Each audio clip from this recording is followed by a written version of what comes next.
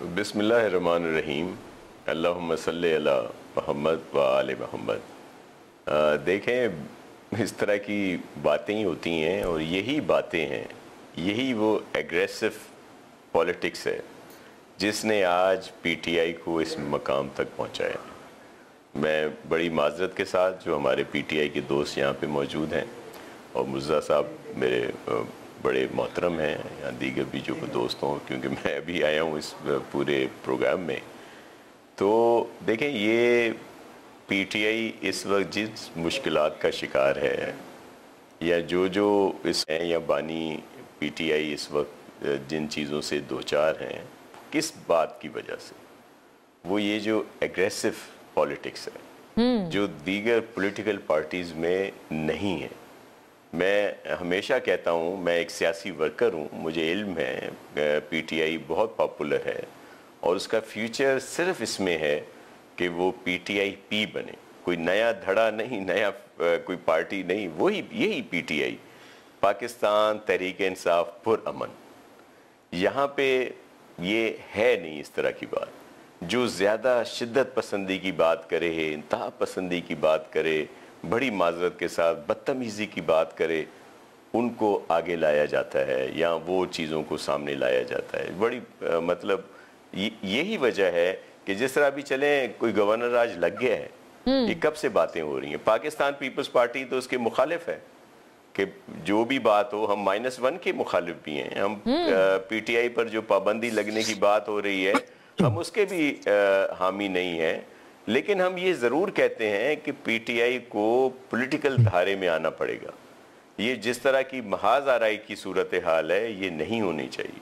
अभी कुछ दिनों से जिस तरह कुछ बातें सामने आ रही हैं, जो अभी गौहर साहब या दीगर लोगों ने जो बातें की हैं कि हम चलें जी बातचीत का रास्ता, क्योंकि अभी महसूस किया है उन्होंने कि बातचीत जो जमहूरी पार्टियों का एक तरीक़ेकार है कि बातचीत करके, लेकिन इस तरह की धौंस धांधली और इस तरह की धमकियों से तो बात मजीद खराब होगी। अब देख लें, अभी मैं अभी सुन रहा था बात जो चल रही थी, अभी तो पीटीआई को जरूरत है कि मौलाना साहब से दोस्ती करने की जो बन रहा है अलायंस, जो अलायंस बन रहा है, और अभी मेरा एक दोस्त जो है वो मौलाना साहब की सियासत को ख़त्म करने की बात कर रहा है।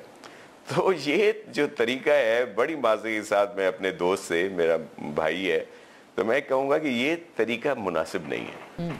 और ये गिला तो वैसे कई मरतबा मौलाना साहब ने भी किया है कि हम तो खान साहब की रिहाई की बात करते हैं, फ्लोर ऑफ द हाउस का बड़ा साथ देते हैं, आप लोग हमारे। जी मोना आलम साहब, बहुत शुक्रिया।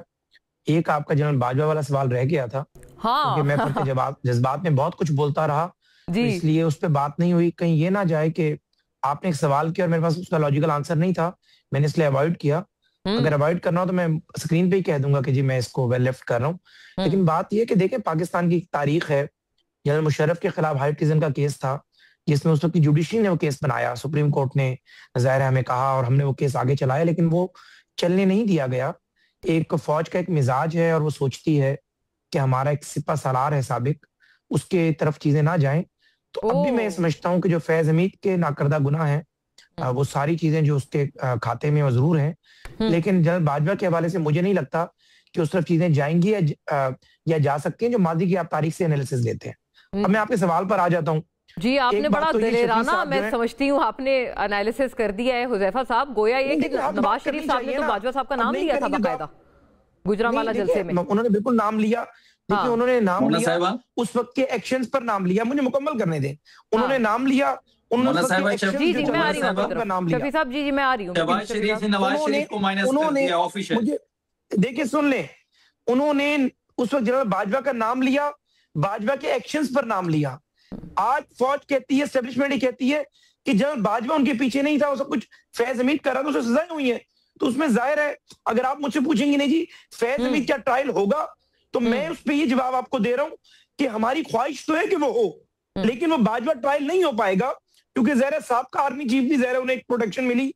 तो मुझे नहीं लगता, अब आप मुझसे पूछेंगे मेरी ख्वाहिश क्या है, ख्वाहिश वही है जो मियां नवाज शरीफ साहब ने कहा, अच्छा आपकी ख्वाहिश है कि हो, बाकी लोगों ने कहा, जो उसके विक्टिम रहे हैं, हम सब लोग उसके विक्टिम रहे हैं, लेकिन क्या हो सकता है या नहीं, मैंने उस पर बात की।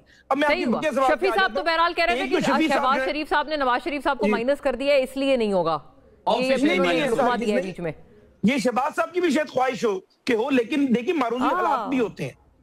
अहम बात है मारूजी हालात पे मैंने बात की है, मारूजी हालात को अवॉइड नहीं कर सकते। अब शफी साहब पे मैं जरूर आऊंगा, शफी साहब में 2 खूबी है, सॉरी एक खूबी और एक खामी है। खूबी ये कि यंग है, एनर्जेटिक है, खामी ये कि बानी तहरीक इंसाफ के पीछे खड़े हुए हैं। इन्होंने अपनी गुफ्तगू शुरू की, मेरे भाई हैं, इन्होंने कहा लाखों लोग थे, फिर ये आगे नहीं हजारों लोग थे, फिर उन्होंने कहा कि हम अपना कारकुन खड़ा करते हैं। भाई आपने कारकुन नहीं, अपोजिशन लीडर की बहन खड़ी की थी, हरीपुर से आ रही है, हमाद अजहर का एक नाम है, मियां अजहर का, उनका सपोर्ट किया हुआ बंदा खड़ा हुआ है। बानी तहरीक इंसाफ ने 2 ही कैंडिडेट्स की सपोर्ट की, उन दोनों की नैया डूब गई। तो बात ऐसी नहीं है कि आप कहें कि मीठा मीठा आप कड़वा कड़वा थू। देखिए अगर आप रियासत को मुंह में डालने की कोशिश करेंगे, अगर आप कोई इंतहाई इकदाम का प्लान कर रहे हैं और आप ये समझेंगे हम कोई लचक दिखा लेंगे, या बानी तहरीक इंसाफ की जो सोच है कि आप डराओ ना डरे तो डर जाओ, मोर और लेस वही शाह साहब वाली बात है कि ये दरअसल ये जो मज़ामत और ये जो तंदो तेज बयानात हैं गले पड़ रहे हैं। नासिर शाह साहब, ये जो सूबों वाला एक तस्करा है, वफाकी वजीर अलीम खान साहब जो हैं, आपको पता है इसके ऊपर खासे सरगर्म नजर आते हैं कि नए सूबे बनाए जाएं। बिलावल साहब ने भी एक जगह बात की थी कि कोई वुज़रा कोशिश कर रहे हैं। ये आपको लगता है PMLN कोशिश कर रही है या कोई मतलब इस्तेकाम पार्टी वगैरह के ज्यादा लोग हैं जो इसकी ख्वाहिश रखते हैं?